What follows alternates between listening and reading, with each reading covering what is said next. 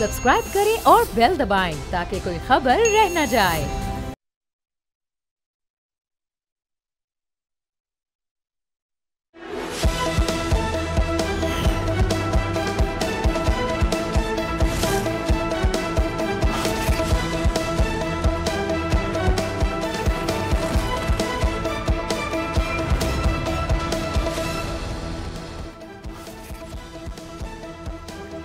अस्सलाम वालेकुम। Policy point के साथ मैं हूं आपके साथ महरोख शहरियार।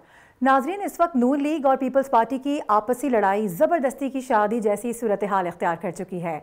एक तरफ तो पीपल्स पार्टी है जो बार बार हुकूमत से अलहदगी की धमकियां दे रही है, तो दूसरी जानिब नून लीग है जो दो टोक कह चुकी है कि जाना है तो जाओ। लेकिन दिलचस्प बात यह है कि दोनों को खूब मालूम है कि अलहदगी का फैसला इन दोनों के हाथ में नहीं, ना ही इनकी मर्जी से होगा। यूं दोनों जमातें ना चाहते हुए भी एक दूसरे को सहारा देने पर मजबूर हैं।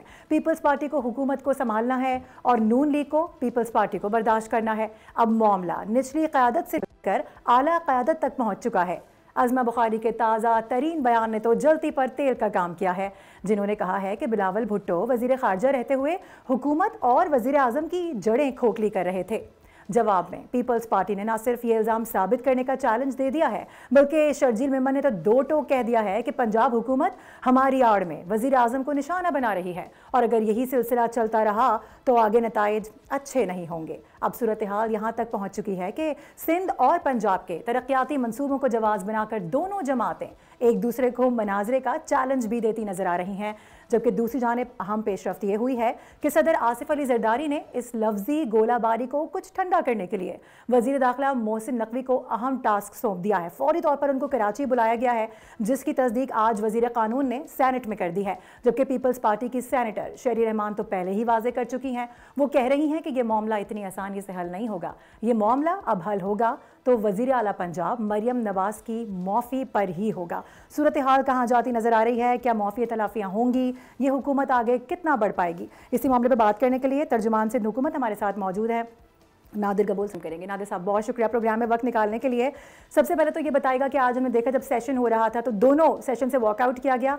जाते जाते हमने ये देखा कि असद कैसर ने एक फुलझड़ी सी छोड़ी है और वो दावा दे रहे हैं पीपल्स पार्टी को कि आप आएँ, अदम एतमाद की तहरीक लाएँ, ये फ्रेंडली अपोजिशन बंद करें, ये फ्रेंडली वाले मामला ख़त्म हो जाने चाहिए और एक नुक्ते बात करते हैं, अदम एतमाद लाते हैं और हुकूमत को घर भेजते हैं। सबसे पहले तो इस पर बताएगा कि पीपल्स पार्टी क्या मौक़िफ़ रखती है। देखिए, अदम एतमाद इस वक्त तो कोई इरादा नहीं है पीपल्स पार्टी का लाने का, बिकॉज मुल्क के अंदर डेमोक्रेटिक सिस्टम को भी चलाना है और पार्लियामान को भी चलाना है। मगर ये बात बिल्कुल दुरुस्त है कि माजी में भी जो अदम एतमाद है जो पीटीआई हुकूमत के ख़िलाफ़ लाई थी, तो उसमें एक बहुत बड़ा किरदार पीपल्स पार्टी का था कामयाब करने में भी। पर अभी इस स्टेज तक बात नहीं पहुंची और उम्मीद यही है कि पहुंचेगी भी नहीं, बिकॉज पाकिस्तान की जो पॉलिटिकल क्लाइमेट है, जो ओवरऑल जिस तरह पाकिस्तान एक प्रोग्रेस और डेवलपमेंट की तरफ बढ़ना चाह रहा है, तो वो चीज़ें अनफॉर्चुनेटली डिरेल हो सकती हैं अगर अदम एतमाद की बात भी की जाए।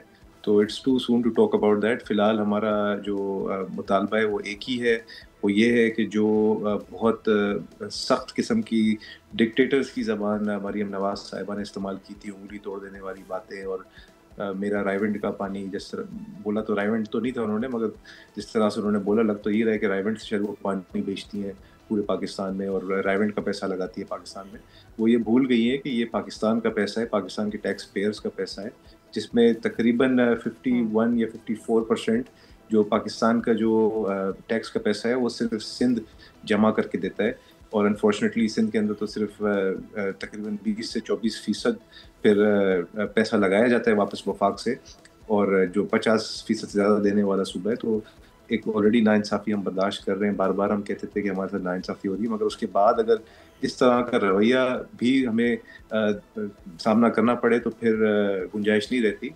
फिर पहले तो वॉकआउट हमने किया है, वॉकआउट से अगर ये लोग नहीं समझे तो आई एम श्योर जो हमारे जो लीडरान है उनकी आपस में, जिस तरह प्रेसिडेंट जरदारी साहब माजी में भी उन्होंने दिखाया है कि वो मफाहमत के बादशाह हैं, मगर इस वक्त देखें मफाहमत की बात नहीं है, गलती अगली तरफ से हुई है।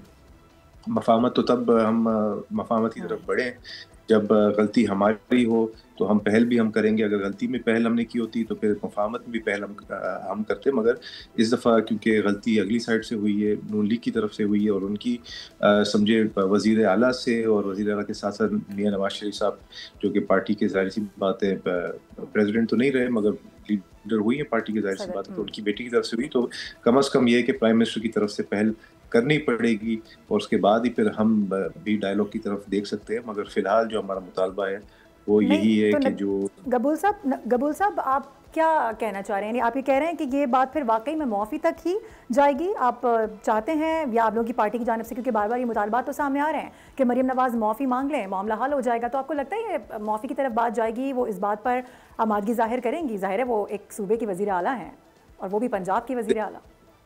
دیکھیں ظاہر سی بات ہے صوبے کی وزیر اعلیٰ ہیں, کوئی ملکہ نہیں ہے جس طرح ان کو لگتا ہے کہ وہ شاید کوئی مغل ملکہ ہیں. وہ عوامی ایک نمائندہ ہیں اور ایک سیاسی لیڈر ہے, اور سیاسی لیڈر غلطی کرتے ہیں. بڑے بڑے سیاسی لیڈروں نے ماضی میں غلطی کی ہے, پھر اس غلطی کو مانی بھی ہے, پھر معذرت بھی کی ہے. تو اگر پیپلز پارٹی کے کوئی وزیر اعلیٰ مراد علی شاہ اس طرح کی غلطی کرتے, آپ یقین مانیے ایک گھنٹہ بھی نہیں شاید وہ لگاتے معذرت کرنے میں. اگر ان سے کوئی سلپ آف ٹنگ ہو جائے یا اس طرح کی کوئی سخت بات ہو جائے تو مراد علی شاہ صاحب شاید ایک گھنٹہ بھی نہیں لگاتے اور معذرت کر لیتے. یہ میڈم تو ابھی شاید 29 کو یہ اسٹیٹمنٹس آئی تھی, آج 6 تاریخ ہے, تو تقریباً ہفتے سے زیادہ ہو گئے.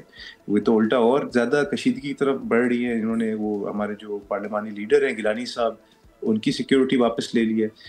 سیکیورٹی واپس لینا تو بنتا ہی نہیں ہے, کیونکہ وہ ایک آلریڈی آپ کو پتہ ہے کہ جو یوسف رضا گیلانی صاحب ہے وہ سابقہ پرائم منسٹر ہیں, تو ان کو سیکیورٹی تو ویسے ہی آئین دیتا ہے. اور اس کے علاوہ جو ان کے بیٹے ہیں علی احد گیلانی صاحب, وہ ماضی میں بھی کڈنیپ ہو چکے ہیں اور انہوں نے کافی سال کڈنیپڈ رہے ہیں طالبان کے ہاتھوں. تو ابھی مجھے یہ بتائیں کہ اگر آج خدا نخواستہ گیلانی فیملی کے ساتھ کچھ بھی ہوتا ہے تو پھر ذمہ داری تو ان پہ ہی عائد ہوتی ہے, کیونکہ حکومت ان کی ہے. At the end of day جو حکومت ہوتی ہے وہی ذمہ دار ہوتی ہے سیکیورٹی فراہم کرنے میں, اور اسپیشلی اس طرح کے ہائی پروفائل جو انڈیویجولز ہوتے ہیں یا پولیٹیکلی ایکسپوز پرسنز ہوتے ہیں, تو اور جو آئینی عہدے ہوتے ہیں, مطلب پارلیمان کے اندر ایک پولیٹیکل پارٹی کے لیڈر اور فارمر پرائم منسٹر کے بیٹے اینڈ فارمر پرائم منسٹر صاحب, جہاں تک مجھے رپورٹس آئی پوری فیملی سے انہوں نے سیکیورٹی واپس لے لی. تو یہ ایک بہت کھلونی اور بات ہے جو کہ ایکسپیکٹڈ نہیں تھی. صحیح ہے, ٹھیک ہے. یہ ایک اور معاملہ کھڑا ہو گیا ہے یہاں پر, ایک تو سیکیورٹی والا معاملہ, اس سے پہلے جو دونوں جانب سے گولہ باری چل رہی تھی وہ بھی ہم نے دیکھی. لیکن میں یہ جاننا چاہ رہی ہوں کہ اگر وہاں سے معافی نہیں آتی ہے اور پیپلز پارٹی اس بات پہ بضد رہتی ہے تو بیچ کا راستہ پھر کیا نکل سکتا ہے؟ کیا سمجھتے ہیں کہ یہ معاملہ حل کیسے ہوگا, یا یہ مزید تنازع کی طرف بڑھے گا؟ اگر تنازع کی طرف بڑھتا ہے تو پھر تو ظاہر ہے معاملات ہاتھ سے نکلتے ہوئے نظر آئیں گے. دیکھیں فی الحال تو ایٹ لیسٹ ان کی طرف سے یہ ہونا چاہیے کہ یہ ڈیلی جو کشیدگی میں اضافہ کر رہے ہیں, بیانات آ رہے ہیں ان کی اسپوکس پرسن کی طرف سے, اور پھر اس طرح کی جو سیکیورٹی واپس, اس طرح کی جو ہتھ کنڈے, پہلے تو سب سے پہلے اس کو یہ لوگ ریورس کریں, اور at the end of the day معافی تو ان کو مانگنی پڑے گی, کیونکہ ہم ان کے کوئی قیدی نہیں ہے, ہم ان کے کولیشن پارٹنرز ہیں. انہوں نے ہمیں خریدا ہوا نہیں ہے. ہم پاکستان کی خاطر, پاکستان کے اندر جمہوریت کی تسلسل کے خاطر, کنٹینیوشن کی خاطر ہم نے ان کو سپورٹ کیا ہے. ہم کوئی مجبور نہیں ہے. کل اگر ہمیں لگے کہ ہماری عزت نہیں کی جا رہی, اور دیکھیں ہم جو ہے اپنی بات نہیں کرتے, پاکستان پیپلز پارٹی بلاول بھٹو زرداری صاحب اپنی بات نہیں کرتے, ہم عوامی نمائندے ہیں. ہم نے اپنے ووٹ لے کر آئے ہیں, ہم اپنے کانسٹیٹیوئنٹس کو ریپرزینٹ کرتے ہیں. اور صرف سندھ میں نہیں, راجہ پرویز اشرف صاحب نے آج ایک بہت اچھی اسپیچ کی. انہوں نے بولا کہ میں پنجابی ہوں, اور پنجابی سے پہلے ندیم افضل چند صاحب تو کوئی اور بیان دیتے نظر آ رہے ہیں. وہ تو یہ کہتے نظر آ رہے ہیں کہ دونوں جماعتوں میں سے ووٹ تو کسی کو بھی نہیں ملے. وہ تو اتنی بڑی بات کر رہے ہیں, وہ تو کہہ رہے ہیں نہ پیپلز پارٹی عوامی نمائندہ ہے اور نہ ہی نون لیگ ہے, ہم دونوں ایک دوسرے کا ساتھ دیتے ہیں, اور پیپلز پارٹی کو بھی ووٹ اس لیے نہیں پڑتے کہ وہ نون لیگ کی ہمیشہ اتحادی ہوتی ہے. نہیں دیکھیں, اس میں یہ بات تو صحیح ہے کہ جو ہم نے کولیشن میں ہم نے سپورٹ کی نون لیگ کی, تو اس وجہ سے ہمارے ووٹر ناراض ہوئے, اور بہت سارے ہمارے ووٹرز نے ہمیں ووٹ نہیں بھی دیے, کیونکہ وہ نہیں چاہتے کہ ہم نون لیگ کا سپورٹ کریں. مگر مجبوری میں ہم نے نون لیگ کا ماضی میں بھی سپورٹ کیا, 2022 میں جو پی ڈی ایم کے ساتھ ہم نے دیا تھا, اور ابھی بھی جو الیکشن ہم نے لڑا ہے اس میں بھی ہم نے کافی جگہ پہ سیٹ ایڈجسٹمنٹ کی ان کے ساتھ, تو اس کا نقصان بھی ہوا ہے ہمیں. مگر at the end of the day ہم نے جمہوریت کے لیے قربانی ایک دی ہے, ہم نے اپنے ذات کے لیے قربانی نہیں دی ہے. تو مگر ووٹ تو انہوں نے بھی لیے ہیں, ظاہر سی بات ہے, ہم نے بھی لیے. ہمارے پنجاب میں بھی, ساؤتھ پنجاب میں, رحیم یار خان میں, ملتان میں, اور دیگر جیسے راجہ پرویز اشرف صاحب ہو گئے، یہ سارے ووٹ لے کر ہی ظاہر سی بات ہے ایوانوں میں گئے ہیں، تو پورے پاکستان میں ہمارے BISB پروگرام کے تحت جو معاملہ چل رہا ہے فنڈز کے حوالے سے، وہ کیوں اٹکا ہوا ہے؟ وہ آپ کیا سمجھ رہے ہیں کیوں نہیں دیے جا رہے فنڈز اس پر؟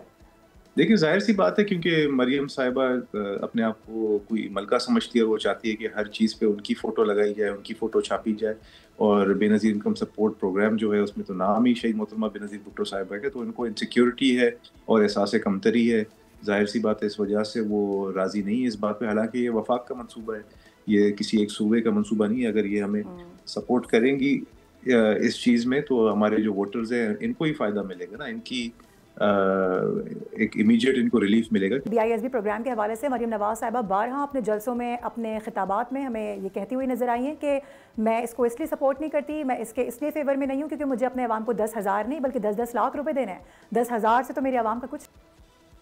دیکھیں اس بے نظیر انکم سپورٹ پروگرام کی جو ہم بات کرتے ہیں وہ اس لیے کرتے ہیں کیونکہ اس کے پاس ڈیٹا ہے، یہ ہم نے کبھی بھی نہیں بولا کہ صرف 12,000 روپے دیں یا 10,000 روپے دیں یا 10 روپے دیں، 10 کروڑ بھی دینا چاہے تو آپ دے سکتے ہیں کیونکہ آپ کے پاس ڈیٹا موجود ہے اور سب کے بینک اکاؤنٹس بھی ہیں اور ایک پراپر ایک میکنزم اسٹیبلشڈ ہے جس کو دنیا میں سراہا گیا ہے، انٹرنیشنلی اس چیز کو اپریشیٹ کیا گیا ہے کہ کس طرح بے نظیر انکم سپورٹ پروگرام نے ڈائریکٹ ریلیف دیا ہے ان لوگوں تک جو اس چیز کے مستحق ہوتے ہیں۔ تو ابھی بھی ہمارا مطالبہ اس لیے نہیں ہے کہ ہم چاہتے ہیں کہ آپ 10,000 دیں یا 12,000 دیں، ہم اس لیے کہتے ہیں کہ ڈیٹا موجود ہے، امیجیٹلی آپ پیسے ڈسبرس کرنا شروع کر سکتے ہیں، تو اس وجہ سے ہم چاہتے ہیں کہ آپ اس چیز کا استعمال کریں، اور یہ ایک وفاق کا منصوبہ ہے اس لیے بھی ہم کہتے ہیں کیونکہ یہ ایک فیڈرل پروجیکٹ ہے، یہ سندھ کا یا صرف پنجاب کا پروجیکٹ نہیں ہے، ایک فیڈرل پروجیکٹ ہے، اس کے پاس پورے پاکستان کا ڈیٹا ہے، سندھ کے اندر بھی متاثرین ہے سیلاب کے، ہم نے سندھ کے اندر بھی تقریباً 1,80,000 لوگوں کو ہم نے ریلوکیٹ کیا ہے، ان کو بھی امداد کی ضرورت ہے، تو صرف پنجاب کی بات نہیں کریں، اگر یہ وفاق سے مینیج ہوگا تو سب کو پھر ایکولی پیسے ملیں گے اور امداد ملے گی، تو یہ ایک ہمارا بہت بڑا مطالبہ کرنے کی وجہ ہے، مگر ان کو صرف اپنی پولیٹیکل پوائنٹ سکورنگ کرنی ہے، صرف اپنی فوٹویں چھاپنی ہے ہر جگہ، صرف اپنا نام لگانا ہے ہر جگہ، اس وجہ سے یہ انسیکیور اور انکمفرٹیبل فیل کرتے ہیں۔ گبول صاحب لاسٹلی میں اپنے پہلے کویشچن پہ دوبارہ آتی ہوں، عدم اعتماد کے حوالے سے ظاہر ہے یہ ایک ایسی بات ہے جس پر ابھی پورے سوشل میڈیا پہ بات ہو رہی ہے، یہ ٹاپ ٹرینڈ بنا ہوا ہے کہ اس طرح کی آفر کی گئی ہے اسد کیسر صاحب کی جانب سے، کیا سمجھتے ہیں اگر معافی نہیں آتی ہے، معاملات حل نہیں ہوتے ہیں تو کیا پیپلز پارٹی اس حوالے سے سوچ سکتی ہے کچھ؟ دیکھیں پالیٹکس تو کہتے ہی نا it's the game of possibilities, تو پالیٹکس میں تو کچھ بھی ہو سکتا ہے، اور at the end of the day ہم جو آتے ہیں سیاست میں عزت کے لیے آتے ہیں اور اپنی عوام کی عزت کے لیے آتے ہیں، ہم سب اپنے اپنے ووٹرز کو جواب دے ہیں، اگر پارٹی کی تذلیل ہوتی ہے تو ہمارے ووٹرز کی تذلیل ہوتی ہے، تو سارے آپشن آن دا ٹیبل ہے، بٹ یہ ایکسٹریم میجرز ہے اور فی الحال اس پہ کوئی ڈسکشن نہیں ہو رہی ہے، let's see how the story unfolds, پھر آگے پھر اس چیز کے اوپر فیصلہ کیا جائے گا لیڈرشپ کی طرف سے۔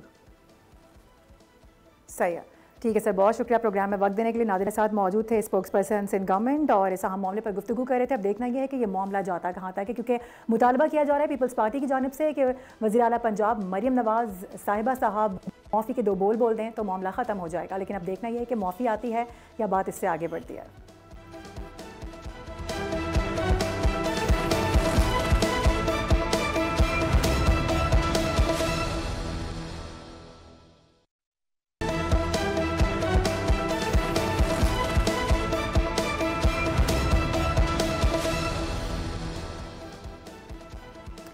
ویلکم بیک ناظرین، ایک اور بڑا امپورٹنٹ اور اہم معاملہ غزہ میں جنگ بندی کے حوالے سے، جس پر ٹرمپ پلان کے مطابق اسرائیل اور حماس کے درمیان تو مذاکرات کا باقاعدہ آغاز ہو چکا ہے۔ صدر ٹرمپ پر امید بھی ہیں کہ مصر میں ہونے والے یہ مذاکرات نتیجہ خیز ہوں گے، اور وہ یہ کہہ رہے ہیں کہ 3,000 سال کا جو مسئلہ ہے وہ میں ختم کرواؤں گا۔ مصر میں ہونے والے ان مذاکرات میں حماس کی قیادت وہی خلیل الحیہ کر رہے ہیں جنہوں نے اسرائیل نے قطر پر حملہ کر کے نشانہ بنایا تھا، مگر خوش قسمتی سے وہ زندہ بچ گئے تھے۔ اب ایک جانب تو مذاکرات جاری ہیں، مگر دوسری جانب اگر بات کی جائے تو امریکی صدر کی مداخلت کے باوجود بھی غزہ پر اسرائیلی حملوں کا سلسلہ ہے جو کہ تھمنے کا نام نہیں لے رہا۔ غزہ کی وزارت صحت کے مطابق گزشتہ 24 گھنٹوں کے دوران اسرائیلی حملوں میں 24 فلسطینی شہید ہو چکے ہیں۔ اسی تمام تر صورتحال پر بات کریں گے، ہمیں جوائن کر چکے ہیں بریگیڈیئر ریٹائرڈ حارث نواز ہمارا ساتھ دیں گے، اس کے علاوہ سینئر صحافی انٹرنیشنل افیئرز انس ملک بھی ہمیں جوائن کر چکے ہیں۔ دونوں کا بہت شکریہ وقت دینے کے لیے۔ سب پہلے آپ کی جانب آنا چاہوں گی. اوور آل سچویشن کو سب سے پہلے یہ بتائے گا کہ کہاں جاتا دیکھ رہے ہیں, کیونکہ ایک جانب ہم دیکھ رہے ہیں کہ مسلسل ثالثی کی کوشش کی جا رہی ہے, لیکن دوسری جانب اگر ہم نیتن یاہو کو دیکھیں تو وہ اپنے بیانات سے مستقل طور پر ہمیں پیچھے ہوتے ہوئے نظر آتے ہیں. ایک طرف ایک بیان دیتے ہیں اور اگلے ہی لمحوں میں اس بیان کی خود ہی تردید کر دیتے ہیں. لیکن بات یہ ہے کہ بڑا ہی پرسنل تھنگ کہ نیتن یاہو بالکل مذاکرات میں انٹرسٹڈ نہیں ہے. ہی از انڈر کمپلشن, اور ان کا انٹرسٹ صرف یہ ہے کہ ہمارے جو یرغمالی ہیں یا زندہ اور مردہ وہ واپس ہو جائیں, اور باقی غزہ کو اگر ان کا ذرا سا بھی موڈ ہوتا تو کہیں نہ کہیں کانفیڈنٹ بلڈنگ میئر دکھاتے ہیں.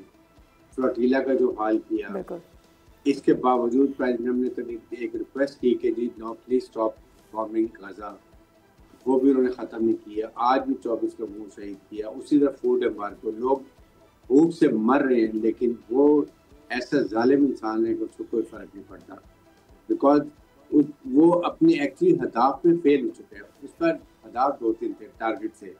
ایک تھا کہ اپنی یرغمالی کو واپس طرح نہیں کرا سکا, حماس کو ہمیشہ کے لیے ختم کرنا نہیں کر سکا, اور غزہ کے لوگوں کو فلسطین کی یہاں پش آؤٹ کر دے وہ بھی نہیں کرتے, جس کی وجہ سے اس کو اپنے گھر میں بھی اپنے ملک میں بڑا ہی بیک لیش ہے, جس کی وجہ یہ بھی اس کو پرابلم ہو رہی ہے.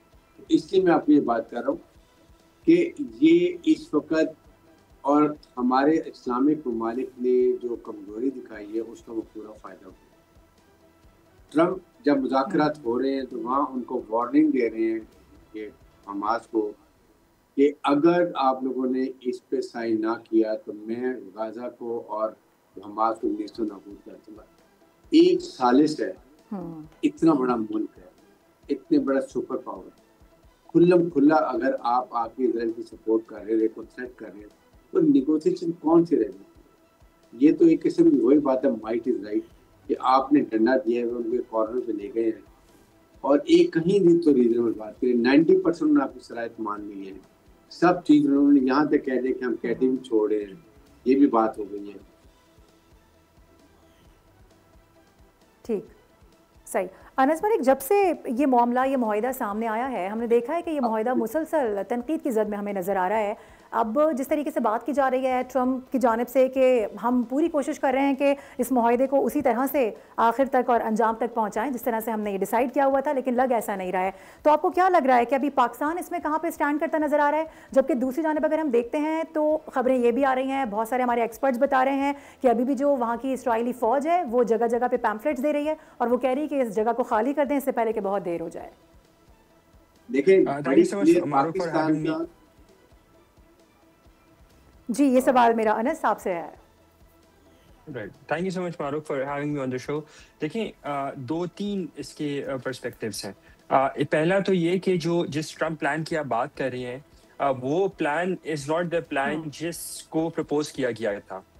میں اس گروپ کا ایک سلیکٹ گروپ آف جرنلسٹ کا حصہ تھا جس کو اقوام متحدہ کی جو میٹنگ ہوئی تھی پریزیڈنٹ ٹرمپ کی, اس کے بعد ایک اسلامی ملک کی جانب سے بریفنگ دی گئی اور اس بریفنگ کا میں حصہ تھا. اس میں وہ جو پلان کی شکل تھی اور اب جو پلان کی شکل جو وائٹ ہاؤس کی جانب سے ریلیز کی گئی ہے وہ صریحتاً بالکل ہی مختلف ہے, یہاں تک کہ اس کا ٹائٹل بھی بدل دیا گیا ہے. صرف 2 پوائنٹس اس کے ایسے ہیں جو کہ کہہ سکتے ہیں کہ سعد ڈار صاحب جو بات کر رہے تھے وہ درست تھی. بالکل وہ درست تھی, کیونکہ پاکستان اور پاکستان, اردن, مصر, ساتھ میں قطر اور you a E and Indonesia جو 8 اور ترکیہ جو 8 ممالک تھے, ان کو جو بریفنگ دی گئی تھی, ان کو جو پلان کی کاپی شیئر کی گئی تھی, اور پھر ایک مسلم ممالک کے ملک کی جانب سے اس کی briefing select group of journalist کو دی گئی.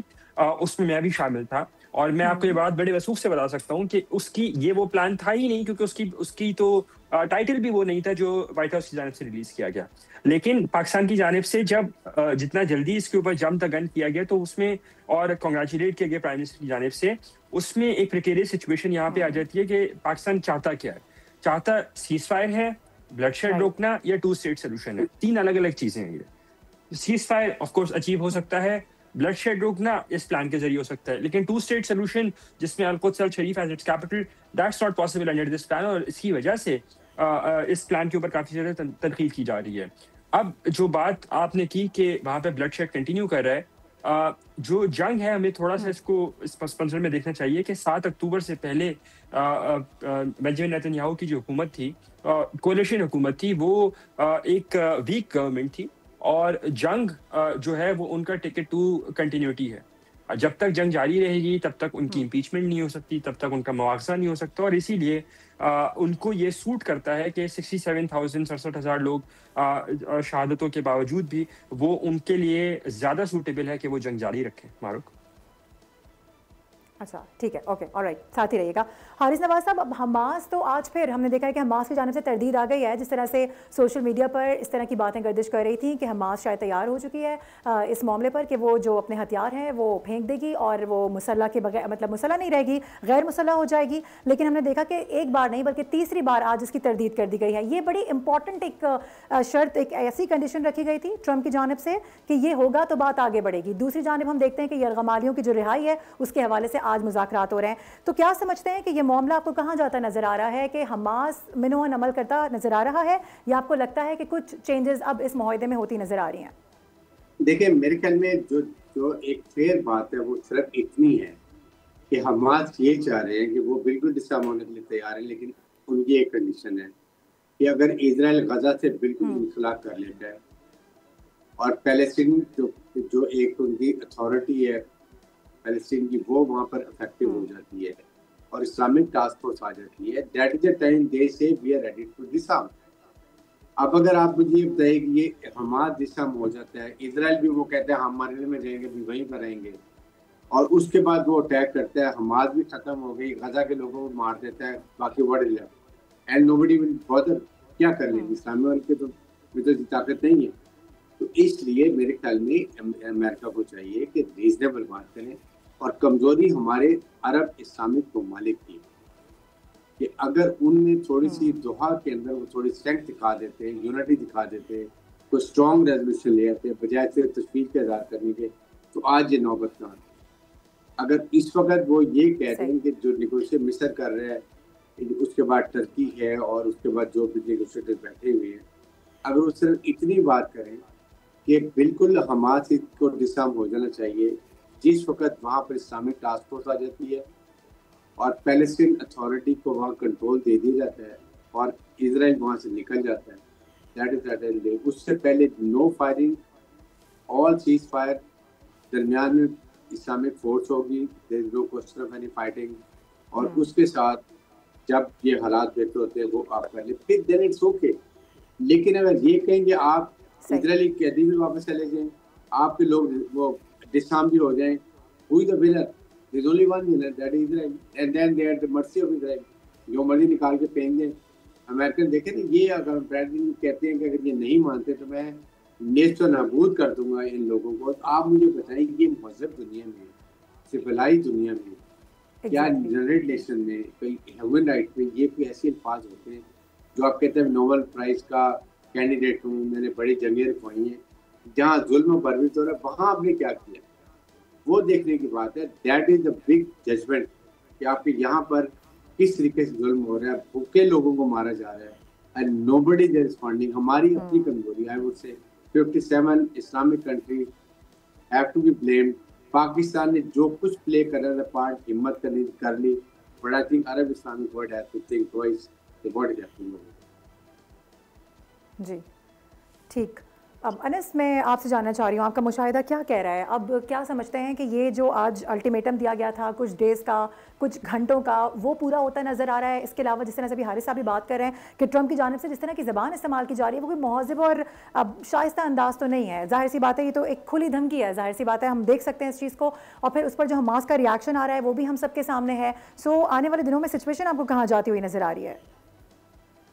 دیکھیں یہ پلان ٹو بگن ود یہ ایک نان اسٹارٹر پلان ہے. حماس اس لیے اس کو ابھی اگری کر رہا ہے کہ ٹائم بینگ کے لیے وہاں پر بلڈ شیڈ رک جائے، وہاں پر خون ریزی ٹائم بینگ کے لیے رک جائے، وقتی طور پر رک جائے. مسئلہ یہاں پر ایک بڑا حماس کی ایگزسٹنس کا آ جاتا ہے، اور اس کی ایگزسٹنس یہاں پہ یہ بات سمجھنا بہت ضروری ہے کہ حماس ایک جو ریبل گروپ بنا وہ ریپریشن، اور وہ وہاں پہ ایک اس جگہ پہ ریز ہوا جہاں پہ کانسٹنٹلی اسرائیلی بکرنگ وہاں پہ چل رہی تھی اور ریپریشن کافی زیادہ تھا. جس کی وجہ سے دے ہیڈ ٹو پک اپ، انہوں نے اپنے جو ہے وہ آرمز اٹھائے، انہوں نے ویپنس اٹھائے. تو ان کے لیے ویپنس کو لیٹ گو کرنا it's just not, it's a non starter for them. Number one, especially in the absence of, جب تک کوئی گارنٹیز نہیں دی جائیں گی تب تک تھنگس وہاں پہ معاملات پروسیڈ نہیں کر سکتے. پہلی بات. دوسرا یہ بات یہ کہ ہاں جو بات آپ نے شرم الشیخ میں ہونے والے ڈائلاگ کی مجھے ڈائلاگ ایٹ لیسٹ ایک ہفتہ چلتے ہوئے نظر آتا ہے، اور اس میں سب سے بڑا اسٹیکنگ پوائنٹ یہ ہوگا کہ غزہ کی یا پیلسٹائن کی ڈیمارکیشن کیا ہوگی. کیا Gaza would be disconnected with the West Bank؟ کیا رافا would be connected with the West Bank؟ I mean کیونکہ اب تو جو وہ اس پوزیشن میں جانا اسرائیل کے لیے بھی پاسبل نہیں ہے، جو کہ 1967 پری 1967 بارڈرز میں جو کہ آسلو اکارڈز یا UN ریزولوشنز کے انڈر اگری کیا گیا تھا. ٹھیک، صحیح. اچھا انس، میں یہ جاننا چاہ رہی ہوں، جو ایک بفر زون پلان بنایا گیا ہے ٹرمپ کی جانب سے، آپ سمجھتے ہیں کہ وہ بھی شاید اسرائیل کو فائدہ دینے کے لیے ہی پہنچایا گیا ہے؟ کیونکہ اگر ہم دیکھ لیں وائس پرسا تو سب یہی کہہ رہے ہیں یہ بھی جو پلان ہے اس میں کہیں نہ کہیں اسرائیل کا فائدہ ہے. اور دوسرا یہ ایک اور سوال بھی میرا لے لیجیے گا کہ کیا مسلم ممالک اس پوزیشن میں ہیں کہ اپنا کچھ منوا سکتے ہیں؟ پوزیشن میں تو بالکل ہے منوانے کے، بیکاز ایک چیز جو ہماری امریکن آفیشل سے بھی جب بات ہوتی رہتی ہے تو وہاں پر بھی امینس فرسٹریشن ہے آن واٹ ایور اسرائیل جو بھی کر رہا ہے غزہ کے اندر. ان کی فرسٹریشن، اور وہی فرسٹریشن کی بنیاد کے اوپر جو امریکہ کی جانب سے بھی لینگویج کا استعمال کیا جا رہا ہے دونوں طرف، اسرائیل کے لیے بھی اور حماس کے لیے بھی، وہ اسی فرسٹریشن کا شاخسانہ ہے. تو ایک بات. دوسرا یہ کہ جو بفر زون کی جب آپ بات کرتے ہیں تو بفر زون بھی اگین اگر آپ اس بفر زون کی ڈیمارکیشن دیکھیں تو وہ جو غزہ کی 42 کلومیٹر کی پٹی ہے وہ اس کو بھی مزید چھوٹا کر دیتی ہے. ٹوٹل پٹی 42 کلومیٹر کی ہے جس میں تقریباً 40 لاکھ لوگ جو ہیں وہ close to 4 million people they leave, اور وہ 42 کلومیٹر کی پٹی کو بھی انہوں نے چھوٹا کر کے تقریباً کوئی 35 کچھ اسکوائر کلومیٹر تک لے کے چلے گئے ہیں. تو اس حوالے سے بھی مجھے نہیں لگتا کہ کسی بھی کوئی بھی پارٹی جو بھی پارٹی انوالو ہوگی بشمول پاکستان کے، ان کے لیے یہ ایکسیپٹیبل نہیں ہوگا. اب ورکیبل سولوشن یہاں پہ ان کو نکالنا ہوگا، مڈ وے نکالنا ہوگا، اور مڈ وے اسی طرح سے نکالیں گے کہ یا تو ایک انٹرلاکیٹر، اسلامک انٹرلاکیٹر موسٹ لائکلی فرام قطر اور دا UAE، اس کو لا کے، یا سعودی عرب سے بھی ان کو اس باڈی کے اوپر انسٹیڈ آف ٹونی بلیئر لا کے حاوی کیا جائے، اور پھر پیلسٹینین اتھارٹی ریفارم جو کہ چین میں جاری تھے پچھلے 2 سال سے، ریفارمز اگر جب وہ کمپلیٹ ہو جاتے ہیں تو پھر ان کو کنٹرول واپس سے دیا جائے. آلرائٹ. حارث صاحب، انخلا ہوتا نظر آ رہا ہے اسرائیلی افواج کا، جس طرح سے ہم دیکھ رہے ہیں کہ بار بار بیانات تو کچھ ایسے ہی آ رہے ہیں، کیونکہ وہ تو چاہتے ہیں کہ وہ وہاں پر جمے رہیں اور کسی نہ کسی حد تک وہاں پر پریویل کریں. مکمل طور پر انخلا ہو سکتا ہے؟ دیکھیں، it will take long time. ان کا ارادہ بالکل نہیں ہے، اور خاص طور پہ جب پریزیڈنٹ ٹرمپ جو ہے وہ اس کے پریزیڈنٹ بن گئے ہیں سارے افیئر کے، ٹونی بلیئر کو اپنا سسٹر لگا دیا ہے. وائنا ٹونی بلیئر کی جگہ کوئی اسلامک ممالک کیوں نہیں کوئی نمائندہ وہاں بیٹھ سکا، تاکہ وہ ان کی لینگویج بھی سمجھتا ہے، اس پہ انٹریکشن بھی ہے، کلچر بھی ہے، ریلیجن بھی ہے. ایٹ لیسٹ کہیں تو آپ ان کو کچھ اسپیس دیں. اسلامک فورس تو آئے گی. بائی ٹونی بلیئر ہوئی اگینسٹ یہ عراق میں کیا کیا تھا، ٹریک ریکارڈ کیا ہوا ہے. تو یہ چیزوں کے اندر کہیں نہ کہیں اسلامک والے کو چاہیے تھا تھوڑا اسٹیپ لیتے. اب اس وقت وہ یہ معاہدہ ہو جائے گا، وہ چاہتے ہیں کہ امیڈیٹلی حماس ڈسارم ہو جائے اور اسرائیل gradual انخلا کرے. That way Israel presence will remain there. Gradual can be after 5 years, it can be after 3 years, it can be after 4 years. Or who is going to ensure Tony Blair, you know, اور پھر president Trump. تو یہ ایک بہت بڑا plan کر کے کیا گیا. الٹیمیٹلی میرے خیال میں state of Palestine I think is in very difficult situation. Gaza کے لیے بہت بڑا امتحان گزر چکا ہے، آگے کی امتحان ہوگا. انلیس اسلامک ممالک میں پرابلم یہ ہے کہ امریکن نے عرب کنٹریز کو ٹوٹل اپنے کنٹرول میں لیا ہوا ہے. ہر جگہ پر ان کی یا نیول بیس ہے، یا ایئر بیس ہے، یا ان کا ٹروپس گراؤنڈ ہے، یا ان کا ایئر ڈیفینس ہے. تو they can't do much about it. اس لیے they will take them 10 year to gradually shift کرنے کے لیے. اگر کراسٹ بلاک میں کرنا ہے immediately they can't do anything. اور وہ 10 سال میں اسرائیل ول پرویل. آہستہ آہستہ یہ آپ کا greater Israel, half of Saudi Arab, Egypt, Jordan, یہ سب ممالک سمجھ رہے ہیں نا کہ ابھی تو ان کی بھائی ہم بچ جائیں گے. آہستہ آہستہ سب کو وہ کھاتا جائے گا اور یہ اسی طرح ہوتا جائے گا. دے ناٹ ریئلائزنگ کہ جب تک یونٹی شو نہیں کریں گے they will not be able to stand. And so that is the main issue which they are not realizing. ठीक, ब्रिगेडियर साहब सही, ओके। अनस, लास्टली मैं आपसे बस ये पूछना चाह रही हूँ कि अब आप क्या समझ रहे हैं जो आज होने वाले मुज़ाकरात हैं, इसके बाद मज़ीद कोई नई शर्त आती देख रहे हैं? क्योंकि हम देख रहे हैं कि रोज़ाना के डेज़ में, रोज़ाना की बुनियाद पर हमें एक नया जो मुआहिदा है वो चेंज होता हुआ नज़र आ रहा होता है। जो शुरू में मुआहिदा था उससे काफ़ी हद तक चेंज हो चुका है, जबकि बार बार ये कहा जा रहा है हमास की जानिब से कि ये जो मुआहिदा है इसको तो मेनोवान किसी सूरत कबूल करना लग नहीं रहा कि वो कबूल करेंगे, इसको वो इसकी तरदीद कर चुके हैं।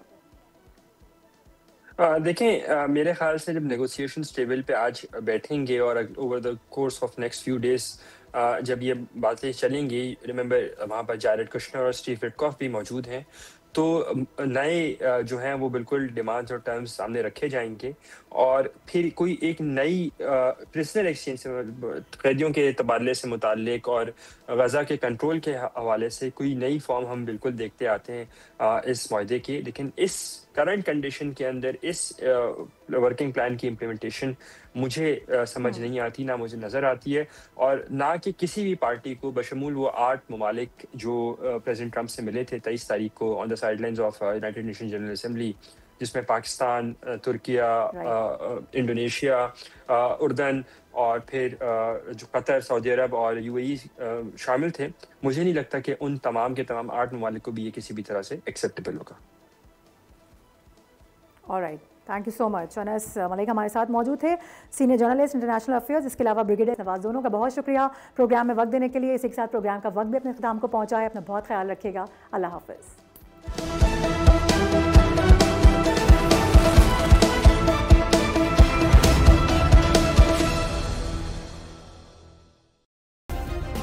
सब्सक्राइब करें और बेल दबाएं ताकि कोई खबर रह न जाए।